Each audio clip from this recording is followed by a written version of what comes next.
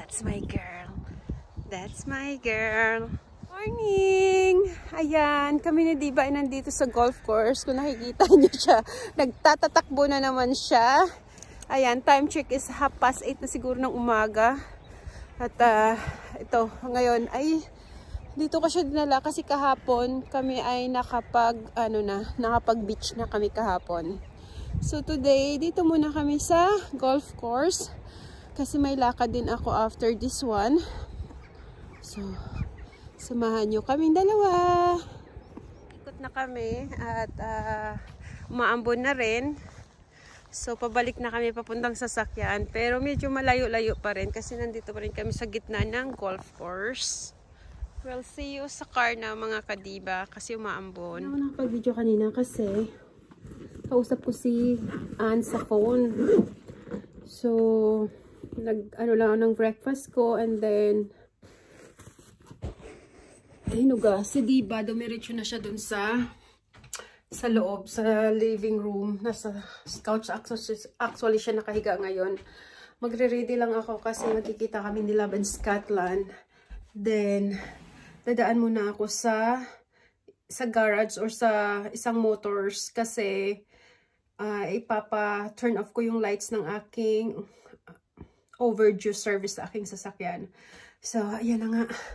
Nakapag-almusal na rin ako. Nag-t-shirt lang ako kasi feeling ko hindi mainit. Ay, hindi malamig. Pero ngayon, nilalamig na ako. Nandito pala ako sa sasakyan. So, sana pala makapal na suit ako. Pero tingnan natin.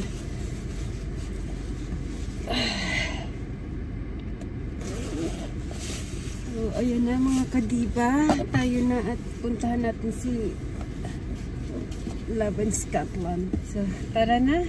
At alas 8:10 na ng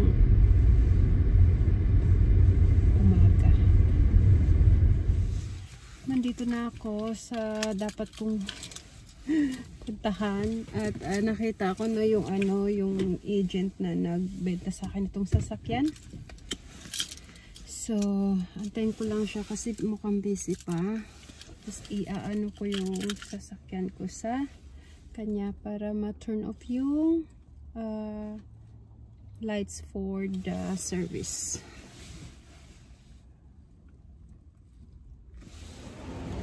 Dito na ako. Puntahan na natin si Love sa Starbucks. Diyan lang yun. Dumaan ako sa toilet.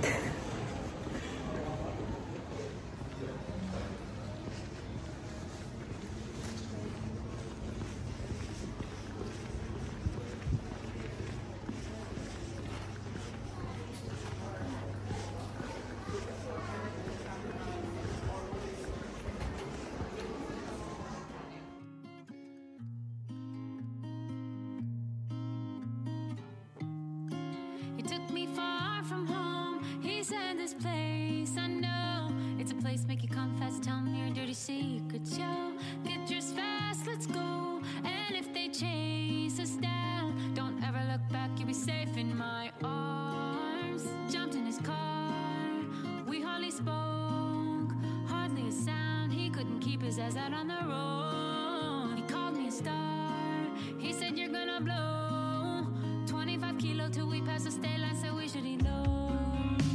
Right then shit got crazy. We just left on the fog lines. Whatever, whatever, oh. My memory's hazy. I think we left the fog lines. Under violet strokes, I did this dance he loved. Whisper to him my dirty secret, yo. Classic vinyl soul. We danced to the trombone. Didn't ever look back as I laid in his arms. We watched the stars. Oh, he smelled like clothes. He couldn't keep his hands away. No, he couldn't keep me in my clothes. He called me a star. He said you're gonna blow 200 kilo per hour. Let's keep on the fog lights and go. Right then shit got crazy. We just left on the fog lights. Whatever, whatever, oh. My memory's hazy. I think we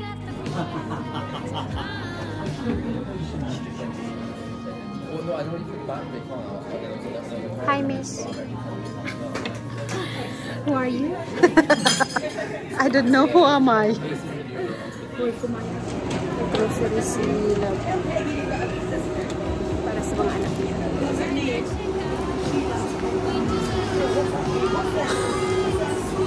Busy siya.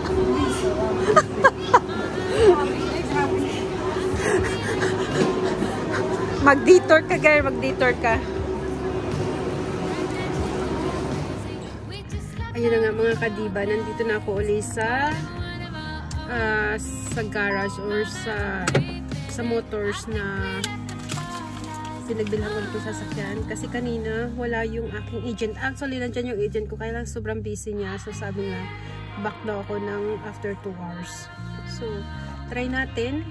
At puntahan ko na yung aking agent para naman maayos na itong sasakyan ko. So, maayos na mga kadiba. At uwi na tayo kasi namimiss ko na si Diva.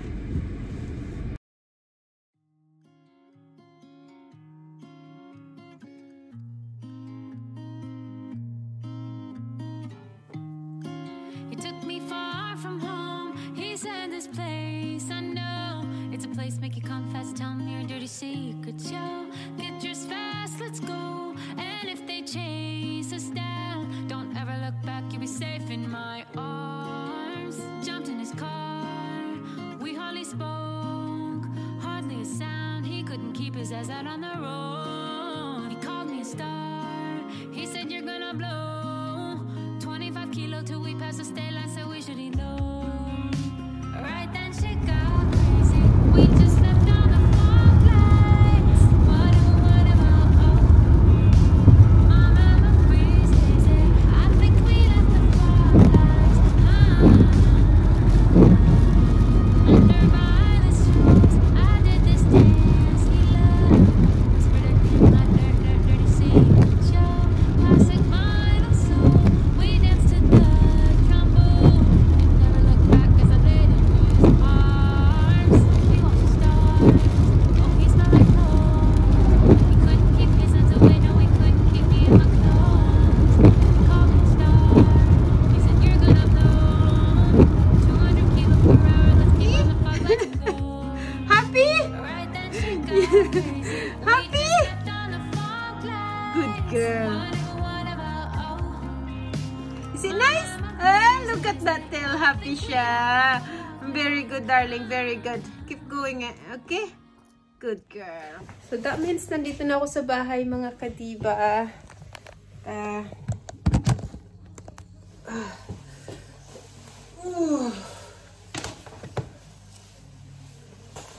Sarap pag lakwatsa pero nakakapagod magmaneho.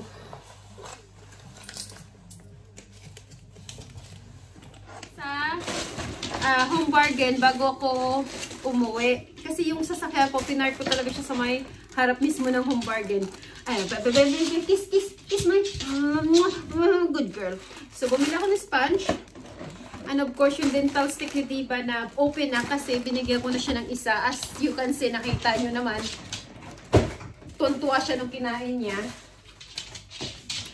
Then, of course, yung bin liner ko. Diba? And, bumili ako ng, diba, darling?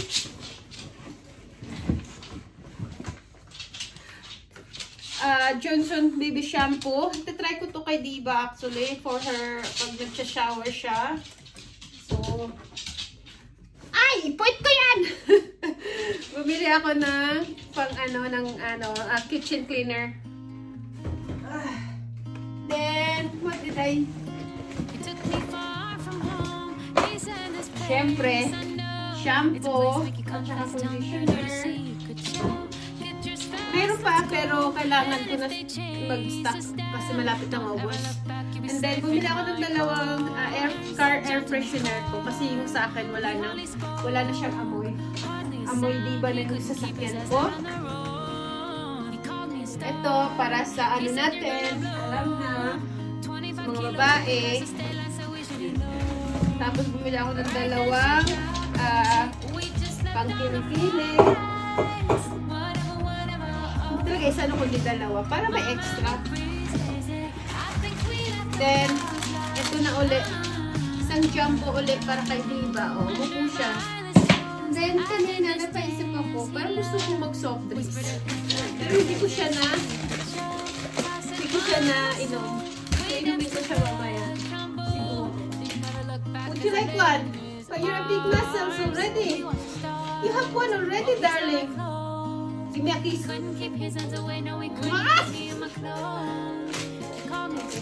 Can I clean your eyes first? So, ayun na mga kadiba. Nilinis ako yung mata niya. So, bibili ko siya ng isang ganito. Kiss. Bear with me, mga kadiba. Si Diba nasa likod ko. Of course, nung nasa Inverness kami, kasama ko sila, may pinamili kami. Bumili ako ng something sa Tiki Maxx, as you can see. So, ta-try on ko siya. First ay, oh god. O, diba? Itong mga laglag na yung mga sombrero ko. Oh god. Digs! Siyempre, nakisali yung aso ko. Itong jacket na to na may parang fleece jacket. Hindi ko siya ma-describe. Pero ang ganda kasi, ito kasi, maganda din siya. Pero sabi ko, parang nagustuhan ko siya. At saka New Balance. So, I will try it on. Tingnan natin kung maganda. Hindi ko muna tatanggalin yung tag kasi para kung di magkasya, isasauli ko siya. Dito ka na mismo itatry sa inyong, sa harapan nyo. See, meron naman siyang, oh my goodness me! Ang ganda-ganda niya. Oh, ang ganda! Ang ganda niya, ang ganda-ganda niya. O, diba? Kasi, sabi nila sa akin, bilhin mo na yan. Sabi ko, grabe ka talaga. Ikaw talaga yung kaibigan ko na sige lang, okay lang yan. Deserve mo yan. Oh. Saka ka-deserve naming dalawa na paggastos. Pero nga doon, well, kasi malamig na dito as in. So, I love it. I love it. So, ayan, ang unang nabili. Si Diba ay nag-ano siya. Dito na rin ako nagkubad sa harapan nyo. Yung pangalawa kong binili ay ano naman siya. So, sabi natin. At ang aking mga sombrero ay nakahagbong. Ito. Pang gym ko. Ang ganda kasi niya. So, try on ko nga. Ayan. Ang ganda ng fitting niya. Napakita ako sa ibaba ko kayo. Disclaimer. Diba? Maganda siya. Tsaka, sakto lang yung ano niya. Akyat ako. Ayan o. Oh. Maganda yung fitting. Tsaka sakto lang yung haba kasi 5'2" lang naman ako.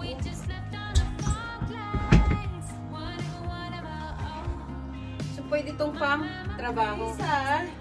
Para siyang joggers. Hindi, joggers talaga siya. As in, na maiksi lang. Oh, ang ganda. Akit ako ulit. Kasi si Diba nasa ano ko, harapan ko. So, mayroon siyang, ayan o. Tapos dito, elastic. Ganda ng ano niya, fitting niya sa pot ko. Feeling ko may pot ako eh. Wala naman. Tapos, as in, swak na swak. Maganda siya pang work at saka pang travel sa airport. Comfy. Since mag-winter na dito sa Scotland, salamat kay Ayla sa anak ni Love at napapunta kami sa isang shop. At may nakita kami ni Love doon. So, eto na. Show ko na sa inyo. Eto siya. Susukat ko sa inyo. Sabi namin ni Lab. Sabi ni Lab sa akin, ako Jen, bilhin na natin. Tag-isa tayo. So, alam nyo na. Oh, di ba? Alam nyo ba, may nakita ako nito. May nakita ako nito nung nag-travel ako sa Ennismore Island sa Ireland. Sa Galway, Ireland. Yung babae, nakaganito siya after niya mag-swimming. Oh, di ba? Ang handy. Oh. My goodness me. Kasi pag malamig, ay! Oh, worth it. Kaya lang nabudol kami. Akala ko kasi, yung price na yun, ganito lang. Yung pala, ano pa siya ng, 4 pound pa siya up. Pero okay lang, worth it naman. So, yung isang 1 ko, pamimigay ko na yun.